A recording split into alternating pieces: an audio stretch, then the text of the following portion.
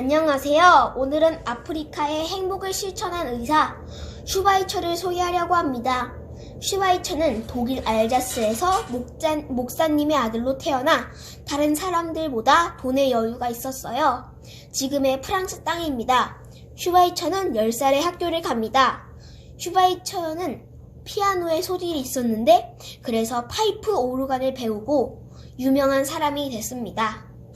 하지만 슈바이처는 파이프 오르간을 계속하지 않고 신학을 공부합니다. 신학을 공부하는 중에 교회의 부목사가 됩니다. 이때 파리 선교사 협회에서 발행하는 아프리카 선교 활동에 대한 보고서를 보게 되면서 슈바이처는 자신이 무엇을 해야 하는지 깨달았습니다.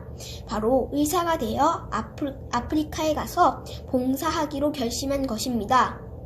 하지만 이미 슈바이처는 교수여서 일과대학 학교에 학생이 될 수 없어서 청강을 하게 됩니다. 청강이란 수업은 무료로 듣고 의사 국가고시만 보는 겁니다. 그렇게 슈바이처는 7년 동안이나 공부하여 의사 국가고시에 붙습니다. 그리고 아프리카로 갈 준비를 했습니다. 이 무렵 슈바이처는 헬레네와 결혼을 합니다. 헬레네도 슈바이처를 돕기 위해 간호학 공부를 다 한 상태였습니다. 슈바이처의 가까운 사람들도 기부금을 보냈습니다. 이때부터 슈바이처는 아프리카에 진료소를 짓고 환자들을 진찰했습니다. 슈바이처는 이태석 신부님과 비슷한 것 같아요. 왜냐면 이태석 신부님도 이렇게 아프리카 그쪽으로 가셨거든요. 그리고 슈바이처는 목사님이죠. 신부님이랑 목사님이랑 비슷하니까요.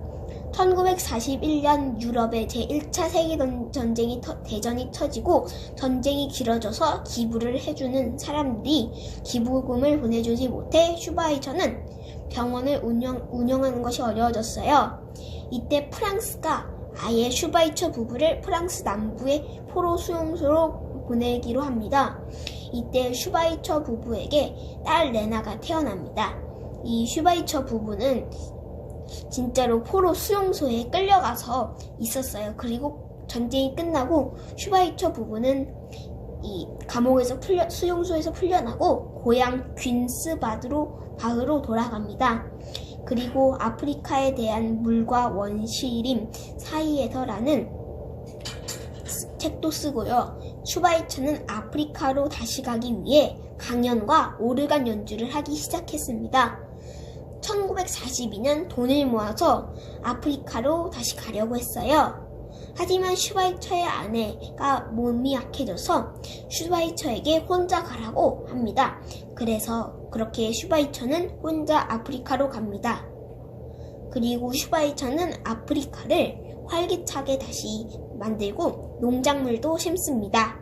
그러다가 제2차 세계전쟁이 터집니다.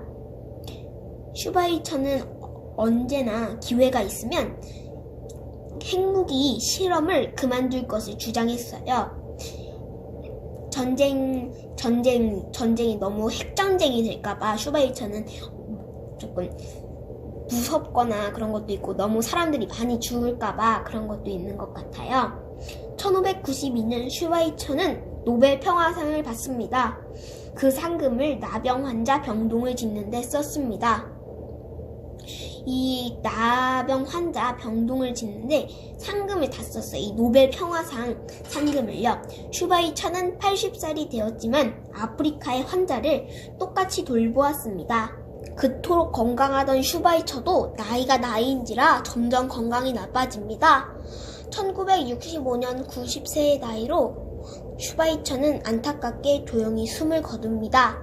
그의 아내의 무덤 옆에 묻혔습니다. 그의 아내는 1957년에 세상을 먼저 떠났습니다.